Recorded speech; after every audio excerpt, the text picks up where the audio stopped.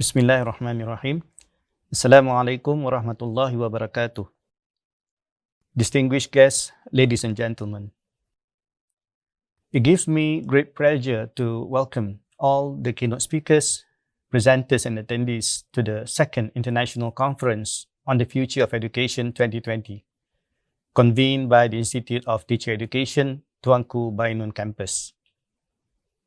This conference has attracted educators both from Malaysia and abroad, thus giving all participants here the opportunity to discover and share the real situation of educating in the new normal in different parts of the world.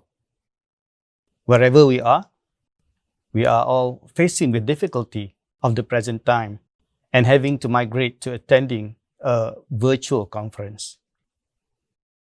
I would like to acknowledge the resilience and determination of the Director of the Institute of Teacher Education, Tuanku Bainun Campus, and the working committee who had to be resourceful against the odds to bring this conference to fruition. So here we are today, all set to go. Congratulations and kudos to everyone. Ladies and gentlemen, we saw the beginning of the fourth industrial revolution, which was typified by the world we live in, transforming at a tremendous pace, a pace we have never seen so far in human history. Professor Klaus Schwab, the founder and executive chairman of the World Economic Forum, suggests that the fourth industrial revolution is characterized by a combination of technologies that shapes the line between the physical, digital, and biological domains. And the aggregate outcome of these changes is a disruptive force that causes every industry in the nation of the world to undertake drastic transformation of systems of production, management, and governance. IR 4.0 is a revolution that sees changes in the way we live, work, and communicate. It results in more and more jobs being surrendered to automation and artificial intelligence. Our values towards working with machines are evolving, and so are business models and employment trends more accommodating of machines and AI. This may not be necessarily bad, but it means that we need to make adjustment to meet these new challenges. And that's where a good education comes in. We need to ascertain that our children are being guided to move towards areas where machines will struggle to do better. We need to move more and more towards areas that automation and artificial intelligence will find difficult to replicate human beings in areas involving creativity, social interaction, physical skill, and mobility.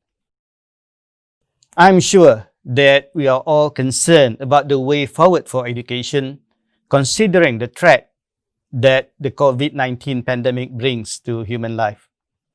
The spread of COVID-19 has caused serious disruption to the whole world, including the life in school and universities. Depending on the severity of the situation, school leaders, teachers, and students are bound to adapt to the idea of doing home-based learning. In the face of such a drastic change, educators and teachers have not given up, but bravely taken up the challenge and make changes to their routines. This includes embracing technology to teach online using numerous digital tools and applications.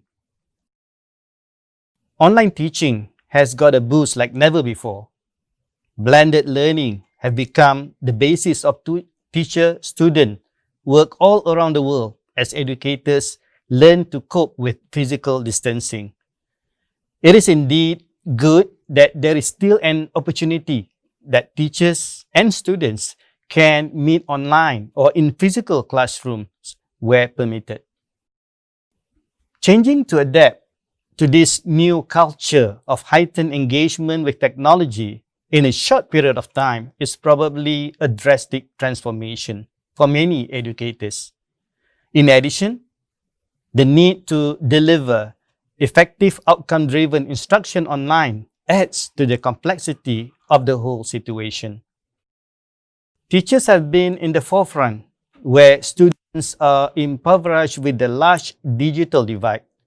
Some students in the urban areas may be enjoying high-speed internet access, whereas some students in rural and remote areas are struggling with much slower internet speed, and with some areas in the state without any access to the internet service at all. Some children do not have efficient internet access apart from not having devices like laptop, smartphone, or other mobile devices that can facilitate the delivery process of online learning session. A survey conducted by the Ministry of Education of Malaysia in 2020 involving 900,000 students found that 37% of the students do not have electronic devices to access learning, with 50% of these students came from rural areas.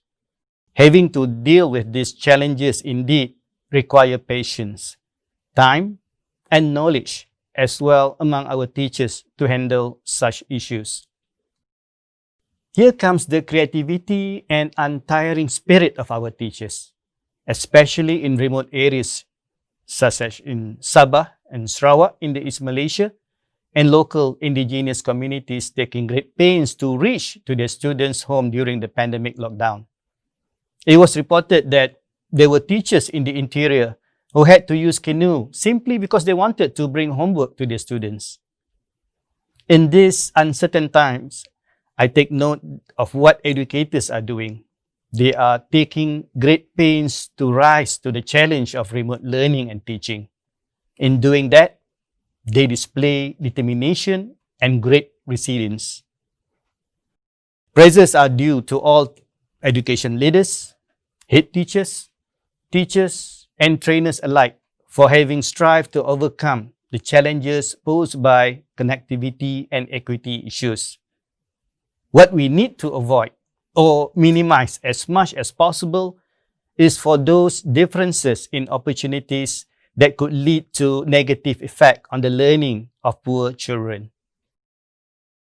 In the face of all the challenges that we encounter, we need educators to continue to show their courage and spirit.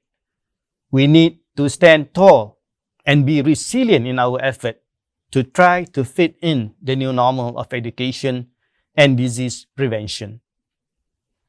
I encourage teachers to stay determined to pursue and develop in their own competencies, especially in areas concerning blended and hybrid pedagogy. Although the learning curve is steep, I observe and appreciate that both education leaders and teachers have somehow managed to master the digital tools and technologies to ensure that there is continuity in schoolwork and student learning. As we continue to abide by the movement control order and stay vigilant in complying with the standard operating procedures, I observe that video conferencing applications such as Microsoft Teams, Google Meet, and Zoom are being used creatively to meet the learning needs of students. For some, social media such as Facebook, WhatsApp, and Telegram are the tools of choice. In other words, despite all the obstacles that we face today, teachers are still dedicated and determined in ensuring the seamless teaching and learning of our students. Whatever it may be, I appreciate the initiatives taken and urge teachers to keep on imagining and innovating for better quality education. Do continue exhibiting strong ethics and good character in discharging your duties to ensure that no child is left behind. It is hoped that this virtual conference will help stimulate thought which will lead to the forming of good ideas for plausible solutions to help educators navigate the new normal. I do hope that there is something for everyone to gain from the discussions here. Finally, thank you for the invitation to deliver the opening remarks at this second IConFEd 2020. Do have a fruitful time. Till the next conference, may you continue to enjoy good health wherever you are. Stay safe. Thank you.